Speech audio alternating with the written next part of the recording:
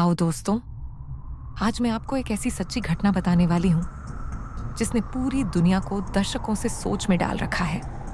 ये कोई कहानी नहीं, बल्कि एक डॉक्यूमेंटेड मिस्ट्री है जिसका जवाब आज तक किसी के पास नहीं है।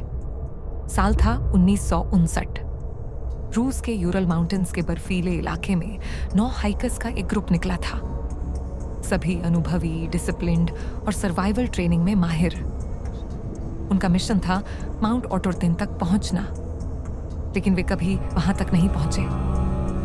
कई दिनों तक जब उनसे संपर्क नहीं हुआ तो रेस्क्यू टीम भेजी गई, और फिर जो उन्होंने देखा वो आज भी हर किसी के रोंगटे खड़े कर देता है। टेंट बर्फ में दबा मिला, अंदर से फटा हुआ। ऐसा लगा जैसे हाइकर्स खुद ही घबराकर अंदर से भागे हों। उनके जूते, जैकेट्स और सामान वहीं पड़ा था। कुछ हाइकर्स की लाशें पास के जंगल में मिली, कुछ थोड़ी दूर। लेकिन सबसे डरावनी बात थी उनकी हालत। कुछ के हाथ और पैर टूटे हुए थे, कुछ के सिर पर गहरी चोटें थीं, और एक महिला की आंखें और जीभ गायब थी। लेकिन शरीर पर किसी जानवर के दांत या पंजे के निशान नहीं थे।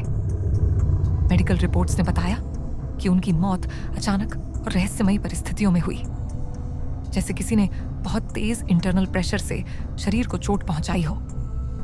सरकार ने इस केस को बंद करते हुए लिखा, अननोन कंपेलिंग फोर्स, यानी किसी अज्ञात शक्ति ने मजबूर किया। इसके बाद थ्योरीज शुरू हुई। किसी ने कहा शायद एवलांच आई होगी, किसी ने कहा वो लोग सीक्रेट मिलिट्री टेस्ट का शिकार बने। कुछ रिसर्चर्स ने कहा शायद वहां कोई इंफ्रासाउंड था जिसने हाइकर्स को भ्रम में डाल दिया। लेकिन स्थानीय लोग, मनसी ट्राइब, का मानना था कि वो इलाका the mountain of the dead कहलाता है, जहां अजीब शक्तियां रहती हैं। और सच कहें तो जितनी जांच हुई उतना ही रहस्य और गहराता गया, क्योंकि ना कोई ठोस सबूत मिला, ना ही कोई सर्वाइवर जो बता सके कि उस रात क्या हुआ था। आज भी डैटल ऑफ पास रिसर्चर्स के लिए एक अनसुलझी पहेली बना हुआ है। वहां आज भी बर्फ में उस रात के निशान छिपे हैं। वो कटे हुए टेंट के टुकड़े, वो जले हुए पेड़ और वो खामोश पहाड़, जैसे अब भी कोई जवाब देने की कोशिश कर रहे हों। तो दोस्तों, क्या ये सिर्फ नेचर की क्रूरटी थी, या कोई ऐसी शक्ति जिसे इंसान अब तक समझ नहीं पाया?